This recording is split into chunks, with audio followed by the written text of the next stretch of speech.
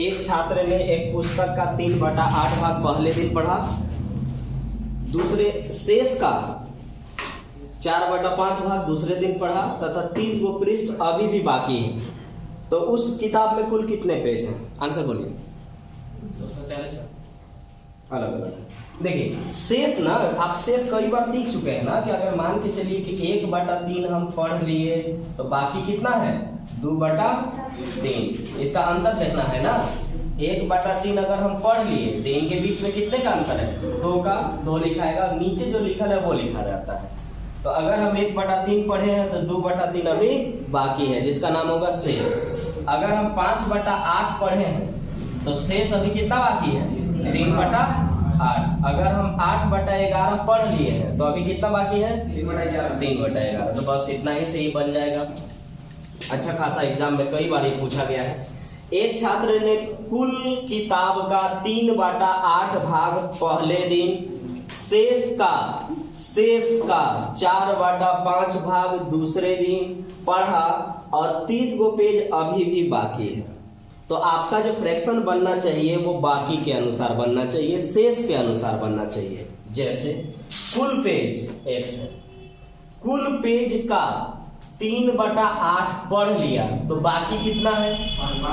5/8। जो भी बाकी है उसका 4/5 पढ़ रहा है दूसरा दिन, तो 4/5 पढ़ रहा है तो बच कितना रहा है? 1/5 का मतलब गुना होता है ना, 1/5 बच रहा है। कुल इतना था, 3/8 पढ़ा तो 5/8 बचा, इसका 4/5 पढ़ा तो 1/5 बचा और बचते बचते बचते बचते 30 को बचा। हो गया 5 छक 30, 6 बचे 30 और 3 8 24, 240। कुल पेज इसके पास उस किताब में कुल पेज 240 थे। तो शेष का हिसाब आपको लेके चलना है। कुल पेज अगर x है तो x में 3/8 अगर हम पढ़ लिए हैं तो बचा हुआ है 5/8। अब इसका 4/5 अगर हम पढ़ लिए हैं तो 1/5 बचा हुआ है। यहाँ के बाद बचा, फिर यहाँ के बाद बचा और बच के आया 30 को काट दिए, आंसर आया 240। यानी यहाँ पर कुल पेज इस किताब में 240 थे। एक टंकी के 1/4 भाग का आयतन 135 लीटर है। यदि इस टंकी में 180 लीटर पानी है तो टंकी का कितना भाग भरा है? पहले तो हमको ये देखना चाहिए कि टंकी में पानी अटता कितना है, और आपको पहले भी मालूम चल चुका है कि फ्रैक्शन अगर हो तो 1 का मतलब टोटल होगा। अगर उस फ्रैक्शन में डेटा दिया गया है तो 1 का मतलब टोटल होगा। इसमें जैसे कहा गया उसे लिखिए ना, केवल आयतन का मतलब पानी, आयतन का मतलब उसमें पानी कितना अटता है ये होता है, बस इतना ही ध्यान रखना है।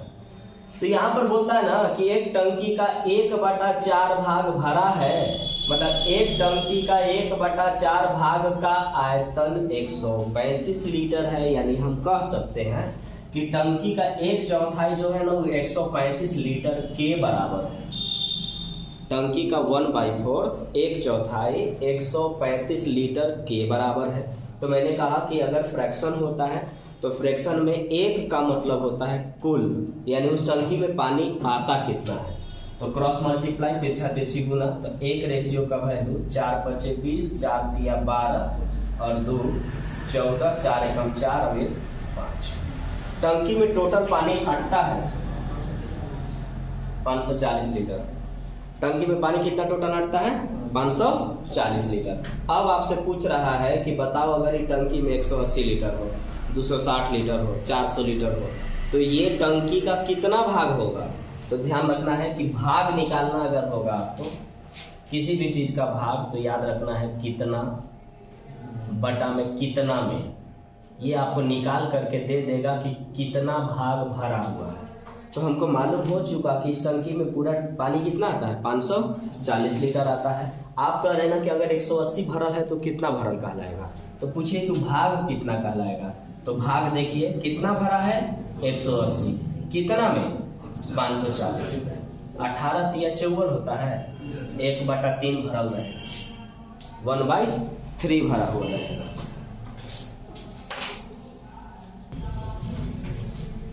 एक टंकी का 2/5 भाग भरा है, यदि इसमें 16 लीटर पानी और डाल दें तो टंकी का 6/7 भाग भर जाता है। टंकी की धारिता, धारिता, क्षमता, आयतन सब एक ही वर्ड है। धारिता, क्षमता, आयतन, इस सब का मतलब होता है कि उस टंकी में पानी अटता कितना है। तो हम मान लेते हैं कि टंकी में पानी x लीटर होगा, तो x का अभी 2/5 भाग भरा हुआ है, कुल का 2/5 भाग भरा हुआ है। बोलता है कि अगर इसमें 16 लीटर और ऐड कर देंगे ना, 16 लीटर और ऐड कर देंगे, तो 16 लीटर और ऐड कर देंगे तो यह टंकी का 6/7 भाग भरत दिखाई पड़ेगा। यानी कुल x है, x का फिर 6/7 भाग हो जाएगा। यानी आप कह सकते हैं कि कुल x लीटर है, x में 2/5 अभी भरा हुआ है, इसमें अगर हम 16 लीटर और ऐड कर देंगे तो यह पूरी टंकी का 6/7 हो जाएगा। यानी ये 2/5 में 16 लीटर और ऐड करेंगे तो वह 6/7 के बराबर हो जाएगा। इसका ये मतलब होता है। तो x वाला एक तरफ सॉल्व होता है, बिना x वाला एक तरफ। तो ये पूरा प्लस है, इसको भेज दीजिए उधर, माइनस हो जाएगा। तो 16 बराबर यहाँ पर है 6x/7, ये प्लस इधर जाएगा तो माइनस हो जाएगा, तो 2x/5 हो जाएगा। इसका अगर आप एलसीएम लेंगे तो 7×5 = 35, 7 से 5 बार 5 × 6 = 30x, 5 से 7 बार 7 दूना 14x, ये तो है 16। ये 35 ही क्रॉस मल्टीप्लाई गुना, लिख दीजिए 16 × 35 बराबर 30 में से 14 गया 16x, 16 से 16 खत्म, x का वैल्यू 35 लीटर। यानी टंकी में कुल पानी 35 लीटर रखता है। टंकी में टोटल 35 लीटर, कुल हम मान लेते हैं x है। x का 2/5 अभी भरा हुआ है, 16 लीटर जैसे ही इसमें हम ऐड करेंगे वह कुल का 6/7 बन जाएगा, यानी इसके बराबर हो जाएगा। सॉल्व कर दिए, x का वैल्यू आया 35 लीटर, यानी उस टंकी में टोटल जो पानी है वो 35 लीटर रहता है। 42.5 मीटर लंबी छड़ में से 85 सेंटीमीटर लंबाई के कितने टुकड़े बनेंगे? तो याद रखिएगा, मेंसुरेशन जब आप पढ़िएगा तो आपको बताया जाएगा कि किसी भी चीज का संख्या निकालने के लिए बड़ा वाला में से छोटा वाला भाग दीजिएगा ना तो संख्या निकलेगा। अब यहाँ लंबाई है तो लंबाई की बात कर रहे हैं, मेंसुरेशन पढ़ते तो 2D और 3D की बात करते हैं। आयतन में भी छोटा वाला आयतन से भाग दिया जाता है, क्षेत्रफल में भी छोटा वाला क्षेत्रफल से भाग दिया जाता है। खैर वहां पहुंचेंगे तो बात करेंगे, फिलहाल इतना याद रखिएगा। जैसे मान लीजिए कि हमारे पास 10 मीटर लंबा छड़, 10 मीटर लंबा छड़ है और हम क्या कर रहे हैं कि 2-2 मीटर के छड़ बनाना है। कै गो बनेगा? 5 गो। क्या किए, बड़ा वाला में छोटा से भाग दे दिए। तो आप जो चीज समझते हैं आप उस डेटा का प्रयोग करके बनाए कीजिए, क्योंकि एग्जाम वाला सवाल थोड़ा सा तो इधर उधर रहेगा ही रहेगा। अब आपको मालूम होगा कि ये मीटर में है और वो वाला क्या में है, सेंटीमीटर में। तो 1 मीटर में 100 सेंटीमीटर, तो किसी एक को एक रूप में लेके चलना होगा आपको। तो हमको मालूम हो गया कि संख्या निकालने के लिए बड़ा वाला में से छोटा में भाग दिया जाता है। तो बड़ा वाला है आपका 42.5 और छोटा वाला है 85। दोनों में फर्क है, ये सेंटीमीटर है, ये मीटर है। मीटर को सेंटीमीटर में बदलने के लिए 100 से गुना करते हैं। मीटर को सेंटीमीटर में बदलने के लिए 100 से गुना करते हैं। एक अंक का बाद पॉइंट, 1 0 0 0 खत्म, 5 दूना 10, 17 पचे 85, 17 दूना 34, बचा आपके पास 6 दू 8, 17 पचे 85, 25 दूना 50 हुआ। अगर आप 42.5 मीटर लंबी छड़ से 85 सेंटीमीटर वाला अगर छोटे छोटे छड़ बनाएंगे ना तो इससे 50 गो छड़ यहाँ से निकलेगा। तो बड़ा वाला में से छोटा में भाग दे दीजिए, आंसर आ जाएगा। 1 सेकेंड 1 घंटा का कौन सा भिन्न है? भिन्न मतलब भाग, कितना भाग है, और भाग अभी निकालने सिखा दिए। कितना में अगर ऐसा हम कर लेते हैं तो वो हमें भाग मिल जाएगा। और अभी इससे पहले एक चीज और सीखे कि एक सवाल में एक ही जैसा सारा के सारा चीज होना चाहिए। जैसे मीटर है तो सब मीटर में रहे, सेंटीमीटर है तो सब सेंटीमीटर में रहे, सेकंड है तो सब सेकंड में रहे, घंटा है तो सब घंटा में रहे। तो दोनों एक रूप में होना चाहिए। तो सेकंड है ना, तब सेकंड को ही सेकंड में लेके चलते हैं और इस घंटा को चेंज कर लेते हैं। तो 1 घंटा का मतलब होता है 3600 सेकेंड। 1 घंटा का मतलब 3600 सेकेंड। तो पूछता है कि 1 सेकेंड 3600 सेकेंड का कितना भाग है? पूछिए कितना? 1 कितना में? 3600। यही तो भाग बनेगा और यही तो फ्रैक्शन है। 1/3600 कितना कितना में, या कौन किसका। अगर आप इससे भी करते हैं तो उसका फ्रैक्शन निकल जाता है, भाग निकल जाता है। 1 घंटा में 3600 सेकेंड होते हैं। 3600 सेकेंड 1/3600 कर देंगे, आंसर आ जाएगा। देखिए सीजीएल मेंस में पूछा हुआ ऐसा सवाल है। इसका अगला रूप भी आगे है जो 2021-22 के सब मेंस का पेपर में ऐसा सवाल था। और ऐसे सवाल अब ध्यान रखना है कि आपको प्री में भी, ग्रुप डी और एसएससी जीडी में भी ऐसा मिलेगा। पहले ही बता चुका हूं कि 3 से 4 क्वेश्चन मेंस का पेपर का सवाल रहता है। अब आपको एमटीएस में भी वो सब मिल सकता है और वही चीज आपका स्कोर बनाएगा या पूरा बर्बाद कर देगा। तो इसको 2 तरीके से बनाएंगे। पहला तरीका ऑप्शन देख लेंगे और दूसरा तरीका बेसिक से। दोनों आप सीख के रखेंगे, कहीं बेसिक से जल्दी बन जाएगा, प्रैक्टिस अच्छे से करेंगे तो, और नहीं प्रैक्टिस करेंगे तो फिर ऑप्शन देख लेंगे। देखिए क्या बोलता है ना कि 3 गो कुर्सी और 2 गो मेज, मेज मतलब टेबल, 3 कुर्सी और 2 गो टेबल का जो दाम है वो 3500 बनेगा, जबकि उल्टा, हमेशा उल्टा 2 कुर्सी तथा 3 मेज का जो दाम होगा ना वो 4000 बनेगा। तो बताओ प्रत्येक मेज का दाम कितना है? तो मेज पूछा है तो इसमें से कोई एक मेज है ना, है कोई एक तो मेज है, तो हम ऑप्शन से उठाते हैं। पहला कि अगर 500 होगा, एक मेज का दाम 500, तो एक मेज का दाम 500, तो 2 मेज का दाम 1000, तो 2 मेज का दाम अगर 1000 हुआ, 2 मेज का दाम, तो हमको इसको क्या बनाना है? 3500 बनाना है। 3500 बनाना है आपको, तो 3500 बनना चाहिए, 3500 बनना चाहिए। तो अगर मान के चलिए कि एक मेज का दाम अगर 500 हुआ तो 2 गो का 1000 होगा, और 2 गो का अगर 1000 हुआ तो फिर 3 गो कुर्सी है तो बचा आपके पास 2000। 3 गो जो कुर्सी जाएगा 2000 को बांटिएगा तो पॉइंट में चल जाएगा, 666 चला जाएगा ना, तो ये नहीं हुआ। आगे 750 अगर हम मानेंगे तो 750 अगर रखेंगे तो 2 एगो का दाम 750, तो 2 गो का दाम 1500, तो 2 गो के दाम अगर 1500, तो 1500 इसमें से निकालेंगे तो क्या बचेगा? 2000, और 2000 में 3 गो कुर्सी लेना है, ये भी काम ला रहा है पॉइंट में। 2000 को 3 से भाग देके देखिएगा, पॉइंट आएगा। अब यहाँ ये अगर एक का दाम 1000 होगा तो 2 का दाम 2000, तो 2 का दाम 2000, तो 3 गो कुर्सी का दाम फिर कितना आ जाएगा? 3500 और 1500। एक मेज का दाम 1000, तो 2 मेज का दाम 2000, बचा कितना? 3500। तो अगर 3500 बचा तो इसका मतलब एक कुर्सी 500 में चलेगा। तो अब आपको ये दोनों देखना होगा। तो देखिए, तो इसका मतलब हुआ कि एक मेज का दाम हम 1000 उठा रहे, तो एक मेज का दाम उठाए 1000 ना, तो एक कुर्सी का जो दाम पड़ रहा है वो 500 पड़ रहा है। यही नहीं कोई सब कह रहा है? देख लीजिए, एक मेज 1000 में, तो 2 मेज 2000 में, और ये 3500 में मिलता है, यानी कुर्सी हमको 1500 में मिलेगा। तो 3 कुर्सी 1500 में, तो एक कुर्सी 500 में। अब ये पूरा डेटा सेकेंड इक्वेशन पर लागू होना चाहिए। अगर आ गया तो सही है और नहीं आया तो गलत है।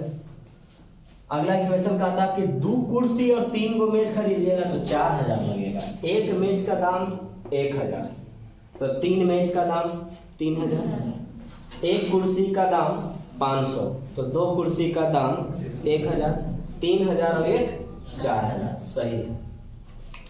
एक मेज का जो दाम है वो कितना है? 1000 है। अब आप इसको कितना पढ़ रहे हैं, कितना प्रैक्टिस कर रहे हैं, ये डिपेंड करेगा। और अगर आप ऐसा नहीं कर पाए तो अब आपको बेसिक से बनाना पड़ेगा।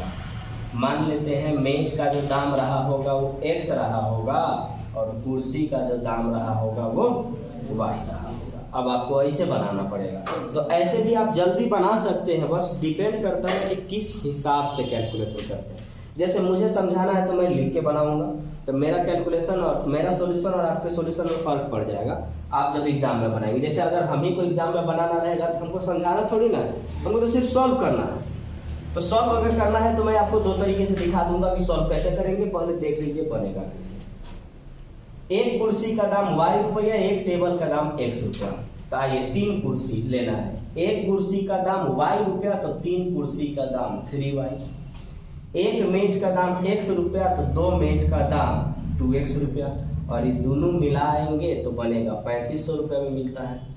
सेकेंड इक्वेशन, एक कुर्सी का दाम y रुपया तो 2 कुर्सी का दाम 2y रुपया, प्लस एक मेज का दाम x रुपया तो एक मेज का दाम x रुपया तो 3 मेज का दाम 3x रुपया, और ये दोनों को जोड़ेंगे तो आना चाहिए 4000। अब आप ही बचपन में सॉल्व किए हैं प्लस माइनस वाला, किसी एक को बराबर करना पड़ेगा। बराबर करने के लिए एलसीएम लिया जाता है, किसी को भी बराबर करिए, लेकिन थोड़ा सा कोशिश करिएगा ना। कोशिश ये करना है कि जब हम बराबर करेंगे, और ऐसे में टाइम भी लगना है, तो जो मुझे चाहिए मैं वही डायरेक्ट निकालूं। ऐसे तो किसी से भी निकलेगा, लेकिन क्या होगा कि x निकालिएगा तो y का मान रखना पड़ेगा, फिर y रखिएगा तो x का मान रखना पड़ेगा। तो आप एक काम करिए कि आपको चाहिए था मेज, तो मेज चाहिए, तो मेज का मतलब x रहना चाहिए, y कट जाना चाहिए, तो हम y अब काट रहे हैं ना, है y काट रहे हैं। तो इनको बराबर करना होगा। बराबर करने के लिए इनका एलसीएम 2 और 3 का एलसीएम 6 बनाइए इसको। तो एक दिन नहीं बना सकते हैं, आपको हर जगह बनाना होगा। तो 6 बनाने के लिए 2 से गुना, तो पूरे में 2 से गुना चलेगा। इसको 6 बनाने के लिए 3 से गुना, तो पूरे में 3 से गुना चलेगा। अब लिखिए 3 दूना के 6y प्लस 3 दूना के 6x प्लस 3 से 35 दिया 105 और डबल 0 प्लस नहीं बराबर 2 से, अच्छा 2 से किया, 2 से करना, 2 दिया 6, 2 दूना 4, 4x, 2 से 35 दूना 70, 7000। यहाँ 3y, 3 दूना के 6y प्लस, अभी प्लस है, 3 दिया 9x और 4 दिया 12। अब यहाँ भी क्या है ना कि एक इक्वेशन कटना चाहिए, और वो इक्वेशन कटने के लिए आपको माइनस का यूज करना है, और माइनस भी यूज करना है तो सारा इक्वेशन में होना चाहिए। तो आप जो इसमें नजर आएगा छोटा, उसमें माइनस लगा दीजिएगा। तो ये छोटा दिख रहा है, माइनस माइनस माइनस। अब देखिए प्लस माइनस खत्म, 9 में से 4 गया 5, 12,000 में से 7,000 गया 5,000। तो हम कह सकते हैं कि 5x 5,000 है, तो x का मान क्या है 1,000 है। अब आप देखिए कि हमने कितना लिखा, सिर्फ इतना लिखा।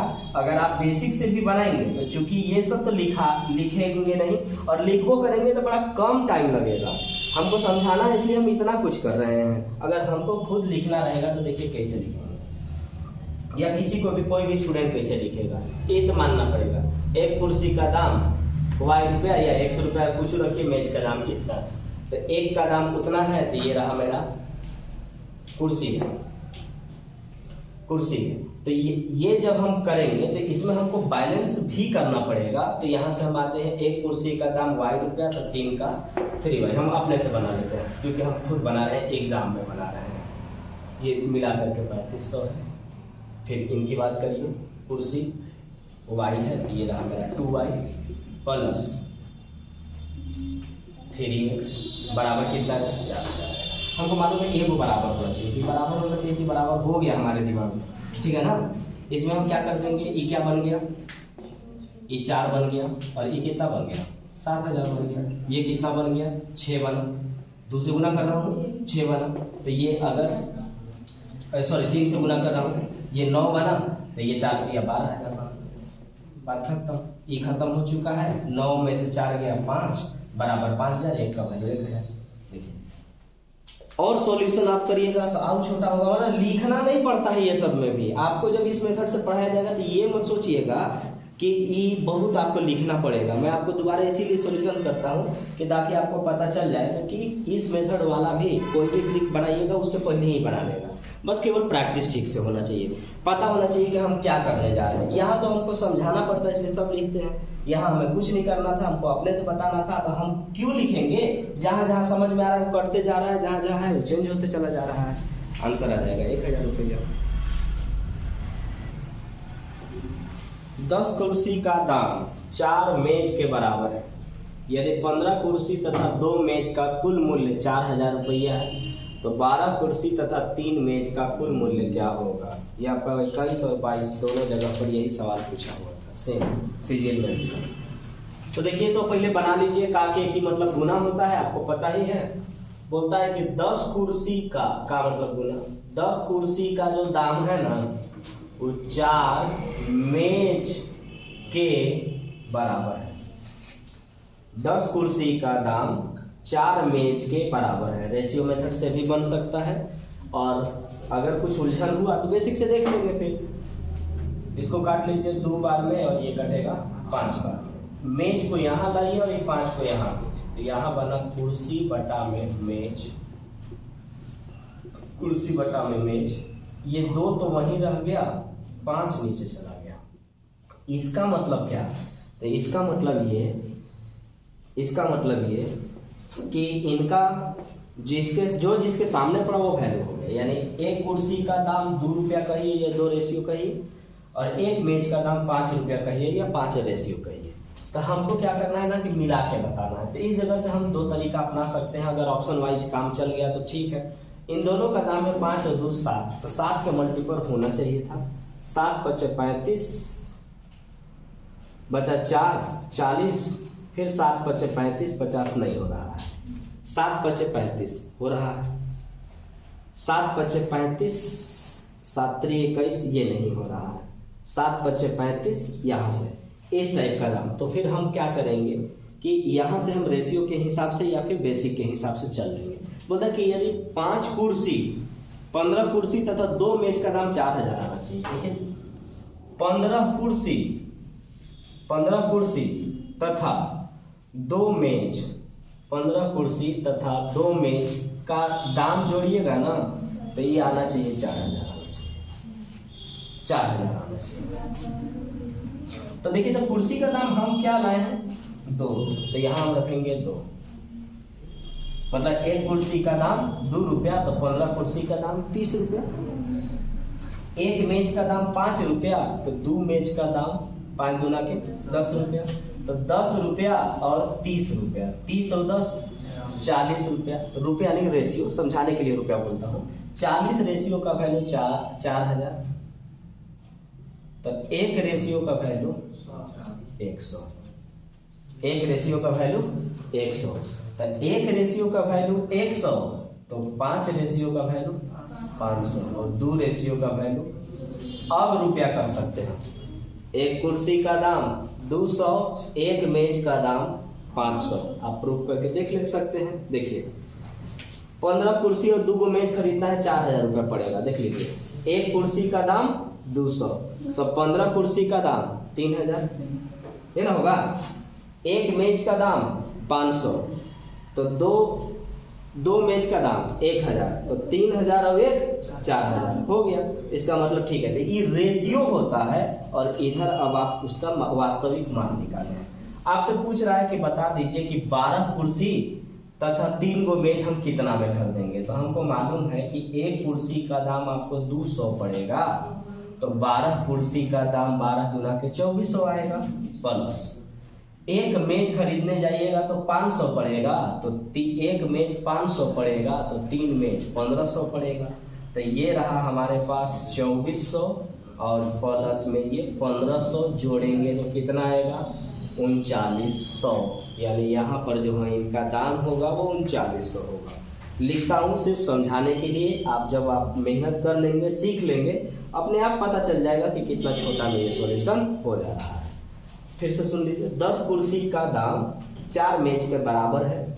मेज को नीचे लाए, इस 5 को यहाँ भेजे, जो सामने पड़ा वो वैल्यू कहलाया रेशियो के हिसाब से। एक कुर्सी का दाम 2 है, 5, एक मेज का दाम 5 है। वहां कहता है कि 15 कुर्सी और 2 मेज लेंगे 4000 में, तो ठीक है, 15 कुर्सी तथा 2 मेज आपको मिलेगा 4000 में। कुर्सी का दाम 2 है, 2 रखे। मेज का दाम 5 है, 5 रखे। 5 दूना 10, 15 दूना 30, 30 और 10 40। 40 का वैल्यू 4000, 1 का वैल्यू 100, 2 का वैल्यू 200, 5 का वैल्यू 500। यहाँ ये 12 कुर्सी और 3 मेज का दाम बताना है। एक कुर्सी 200 में मिलेगा, 12 को 2400 में मिलेगा। एक मेज 500 में मिलेगा, 3 मेज 1500 में मिलेगा। कुल मिला के 3900 में आपको ये दोनों सामान मिल जाएंगे।